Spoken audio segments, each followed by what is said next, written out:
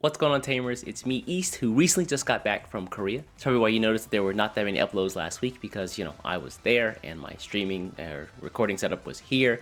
And it's kind of like Pokemon eggs. I don't know how it works, but when you put them together, they make videos. A cool thing that happened during the trip, though, was that I actually got a chance to meet with some of the people who play in the Digimon card game community out in Seoul, Korea. And they gave me some really nice stuff. Shoutouts to my man, I Am Banana Soup. Kurt, thank you so much for this stuff. These are some memory counters they made for like a series or I guess a community tournament series that they did. So this is the mat they also gave me. Very, very nice. I do really appreciate it. Let me see if I can get it in frame here. Yeah, there we go. And I'm probably gonna butcher this, so Banana Soup, if you're watching, let me know if I got this right. But the text you see here on the top, or the bottom rather, is it's kind of themed after business. So you see the little tie right in the middle there, and it's like, I think it translates to Tamers After Work. It was actually a really cool experience. Right now, the Korean version of the card game is up to BT7, and I got to play one of their locals that night. Banana Soup made me a Greymon-based deck. Greymon wasn't the greatest in BT7, but once BT8 drops, they'll get access to Black War Greymon, which will be really cool, and I expect to see a lot more Greymon running around. Overall, just a great experience, and I cannot wait to go back to see them all again. If you're interested in learning more about the Korean Digimon community, follow my man I Am Banana Soup on X or Twitter or whatever you want to call it. And he posts up stuff pretty commonly, mostly the event results and some of the events that he's doing, so you kind of see what the game looks like over there. But this is a meta report video, and we have not only 1 but 2 weeks to catch up on. Last week I was in Korea, so the video didn't get made. But I will say, over these past 14 days, a lot has happened in the game. I've said it once and I'll say it again, BT16 really is a treat compared to the likes of BT15, the Apocalypmon, Anubismon gang. There feels like a nice push and pull between what is strong one week and people adapting to it the next week, and we're going to take a look at that in today's video. That being said, let's take a look at some event results, a couple of key takeaways, and a close look at some of the decks that topped over the past 2 weeks. So, resuming our meta reports with week 4, Monzaimon and Numemon are still top dogs in the game right now. Since the Japanese Championships, this deck's popularity has skyrocketed. Looking at last week's results, I think that this deck also took top spots in the Thailand regional as well. Yeah, but with the help of the new Ukamon cards, this deck blazes ahead of other decks in terms of speed, power, and defensive capability with things like the Valkyrie Ace, the Monzaimon X Antibody, as well as things like Shangri-Mon Ruin Mode and Venusmon. If you remember week 3's video, you remember we talked about the underperformance of Tyron Kabuterimon, and that is no longer the case. Tyron Kabuterimon here doing numbers this week, and no spoilers, but next week he's going to be doing the same thing pretty much. A very, very strong deck, and I'm glad to see it kind of bounce back after that 1 week anomaly. As we drop down to the rookie level, it's really cool to see decks like Mirage, Galgamon start to make an appearance here. What we've learned is that bouncing cards back to hand and getting rid of those cards in sources is actually pretty strong. There's lots of cards that have really good on deletion effects, and if you deny them deletion but still remove them from the field, it gives your opponent less resources to work with to build back into that stack. Not only does it annoy your opponent and hamper their game plan, but Mirage Galgamon having his own OTK potential really puts on a ton of pressure at the same time. Also alongside him is Sylphimon. This is the first time that deck has made some competitive waves this set so far. While I will say those event tops were from smaller events, it's cool to see people start to innovate this deck and mess around with the bird beast combinations for cards that already exist out there as well. And as we drop down to the in-training level, yes, your eyes do not deceive you. That is 1 win from Apocalypmon. While it's not Apocalypmon as we knew it before, it's actually like an Omnimon control-ish deck where they use the Dark Master's cards to get like a Machine Dramon or, Piedmon in Raising, and then they use that the next turn to go into his War Defeat, who's a white Digimon, which is allowed to happen because that's the Dark Master's text. And so because you're using the Dark Master's cards, the level 6s, he just kind of fits in there as well. And while Apocalypmon is limited to 1, if they do find him, the game becomes much more difficult for your opponent because their deck's getting milled out and they have to deal with all the Omnimons on board. So as we move into week 5, this is really cool reversal with the Numemon cards, and it's not super clear why this happens, but I do have some theories. Up at the top here, we see wins from decks like the Magnamon Armor, as well as the Yellow Vaccine deck here. I think that most folks at this point have moved from a Rapidmon focused armor deck to the Yellow Vaccine that has the Rapidmon cards and the Magnamon armor cards in there as well. If memory serves me correctly, I believe the Vaccine armor deck won in the Malaysia regional finals this past weekend, and taking a look at the list there is a really cool inclusion that I think is a good counter for Numemon. I personally did not see this counter card coming, but my hat's off to Bandai for printing the answer before they printed the problem. And that card is Digimon Kaiser. You probably don't remember what that card does, because I certainly don't. But after taking a look at it, it seems to apply to today's version of the game really well. For 3 memory, forcing your opponent to give you 2 memory every time they send level 3 from the raising area to the battle area is actually really strong right now with how powerful the level 3s in the game are. Decks that run things like Ukamon as well as the very strong level 3s and the things like the Agumon and Patamon cards from BT14 get slowed down tremendously when Kaiser's on the board, because when they get sent out, of course they get their nice little effect, but then after that, if you only pass over one memory to your opponent, typically their turn ends immediately. And it's reasons like this that make me think we're in the golden age of the Digimon card game right now.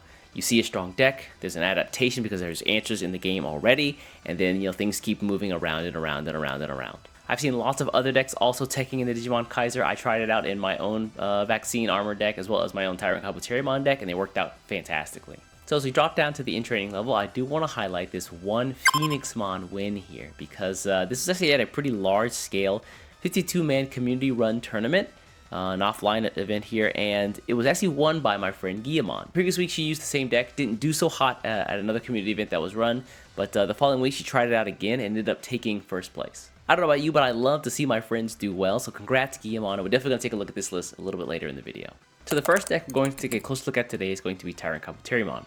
This deck, I think there's lots of different ways to build them because there's lots of support cards already out there, but this one I think is fairly standard. The deck focuses on building to your level 6, who is 14,000 DP Digimon, who when rested is not affected by your opponent's Digimon's effects, which makes him very sticky on board. And then the rest of the deck just supports him by giving him things like Piercing and Inheritance from things like the Okuomon here, as well as the Quagamon X Antibody, as well as giving him Strength in the form of 3,000 DP chunks from different cards. Cards like the Heracles Kabuterimon, the Metalife Quagamon from BT16, the Blade Quagamon, as well as things like the Tentamon and the Super Shocker card. With all these plus DPs so widely available in the deck, it's not uncommon to see a 20,000 DP Tyrant Kabuterimon. And if your answer here is to just attack past him, well, that's not exactly a great idea. Just because he has the Metalife Quagamon, who Inheritance can make him redirect attacks into him, as well as the Izzy Tamer, who does the same thing. And the bottom of the deck is pretty much padded out with search cards in order to help you find all your pieces, things like Ukomon, as well as Kabuterimon, and a couple copies of the Agility Training option card. So really nice synergy in this deck is the Okuomon here with the Grand Quagamon Ace, where Okuomon gives your opponent the blanket effect on all of their Digimon, where if that Digimon gets rested until the end of their turn, they lose a memory. And then later, if they have one Digimon who tries to make an attack, you can use the Grand Quagamon Ace here to rest two others, forcing them to lose memory as well as to lose attackers at the same time. This guy isn't your style. I've also seen things like Rhino Kabuterimon back from BT7, I believe it is, who can just Digivolve into the Grand Quagamon for 3, which is really nice considering his normal Digivolve cost is like 5. Speaking of 5 cost Digivolves, we also have the 1 copy of Hidden Potential Discovered just to make this free in some cases. So if you're looking to harken back to the good old days where Grandis and the Bug Gang were doing work, then Tyrant Kabuterimon is definitely the new wave. And the next deck we're going to take a closer look at is going to be Mirage Galgamon. Now I think that the players for this deck have been down on it since they limited the Bukomon here to 1 copy per deck, but then immediately after that, they printed the BT16 Galgamon, who just gives you jamming and inheritance anyway, so now you basically don't even need this guy, which means the deck sees a ton of use again. I said it before in the video, but bouncing cards back to hand instead of deleting them for removal is actually pretty strong right now. Because there are so many on-deletion effects that you want to kind of play around, Mirage Galgamon finds a really nice niche.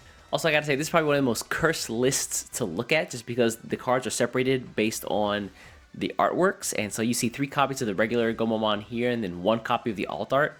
Down here you see 3 different copies of Mirage Galgamon Burst Mode for each of the different rarities that this card comes in. The Mirage Galgamon also comes in this set where it's split between the 1 alt art and the 3 normal versions of the card, and so does the Tom Tamer here as well, where we see 2 plus 1 copy of the 3 cost and then 2 copies of the 4 cost. So outside of the BT16 Galgamon here, the deck actually hasn't seen much of a change. It's most of the stuff you've come to know and love before. Of course, you can take in a couple copies of Ukomon because what deck can't at this point? But with lots of ways for this deck to draw cards, and with the prevalence of Ukomon in the game right now, getting to your Mirage Galgamon can give you a ton of memory if an opponent has an Ukomon and raised him, because as soon as they pull it out, they do a search, and then you gain a ton of memory off of them getting a card in their hand from an effect. So if you're a Ukomon hater out there and you're looking for a way to counter, of course, we talked about Digimon Kaiser, but also Mirage Galgamon, not a bad answer. So this first set of event tops, I definitely want to show off the Sylphimon deck this week as well. There's been some really cool innovations these past couple weeks in this deck, including things like the use of the Denobimon here,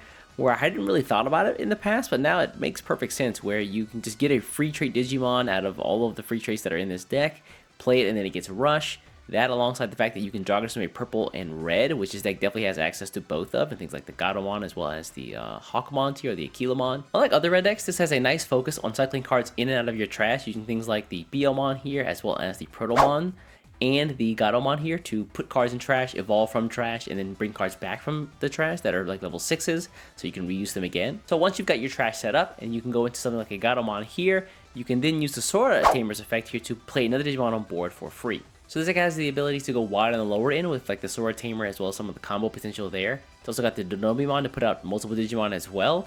And it's got just generally useful cards in the level 4 BT16 Beginning who's a level 4 with jamming. You've also got incredibly powerful cards like the Valkyrymon Ace, who can blanket minus 5k on opponent's side, as well as give you security attack plus on your turn, alongside things like the Beastly Storm Dance of Affection, who lets you basically just Joggers for a turn and then give a Digimon security attack plus 1 immediately. Taking all these things together definitely makes the deck feel a lot more potent than we originally thought. And the last list we're going to take a look at today is going to be the Phoenixmon list that my friend Guillemon topped with this past week. For folks unfamiliar with how this deck works, it focuses on putting your Digimon in the trash in the early game and then reviving them later with a level 6s, as well as gaining tons of effects whenever you check your opponent's own security. The deck also has lots of on-deletion effects, and what's really nice is once you get to your level 6 Phoenixmon X Antibody, you get all of those effects at the end of your attack. With all the deletion effects the inheritance cards provide, you get a ton of value out of this card. Saberdramon is going to return cards to your hand, which if you have a Sora Tamer on the field is really good, as we just talked about in the Sylphimon deck a moment ago. And then cards like the Biomon give you Memory Plus, the Birdramons give you Tamers, and then the Garudamon X Antibody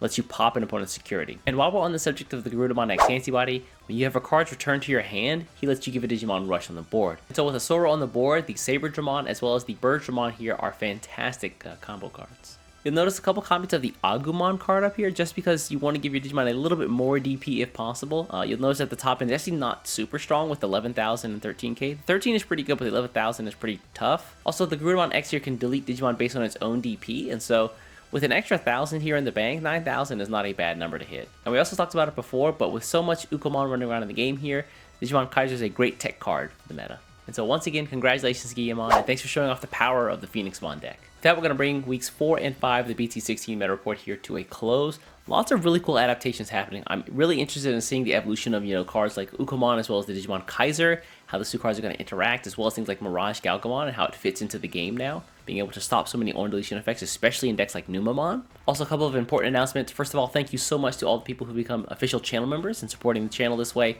Right now, all of the funds for channel memberships is going directly to other Digimon content creators out there and people who are doing events, so I can give them better equipment to run events as well as better pricing for those events. If you are a tournament organizer or an event organizer and you're looking for some way to get some pricing for your events or some better equipment to record or stream those events, please reach out to me either on Discord or Twitter. I'll be happy to add you to the list of folks right now that I'm trying to give support to. And if you're not a channel member, I implore you to absolutely become one. For $5 a month, you can support the Digimon community and feel good about it at the same time. Also, one last thing here, Discord events. Over the next coming weeks, I'm going to be trying to put together my first online event or online tournament for folks to enter and win prizes for. So I have a lot of work to do ahead of me, but if you guys want to get in on that, do me a favor and hop into my Discord. You can find more about that and how to get there in the description below. Also, feel free to join the Discord. Lots of awesome folks there. Right now, we've been talking a lot about the game in the East and the West. You guys can help me try to unblackpill my community on the Magnamon X Antibody card, because right now I'm doing an awful job on it apparently. That being said, it's time for me to start editing this video. I'm going to get out of here. Before you get out of here, do me a favor, hit the subscribe button, and I'll catch you in the next one. Take care.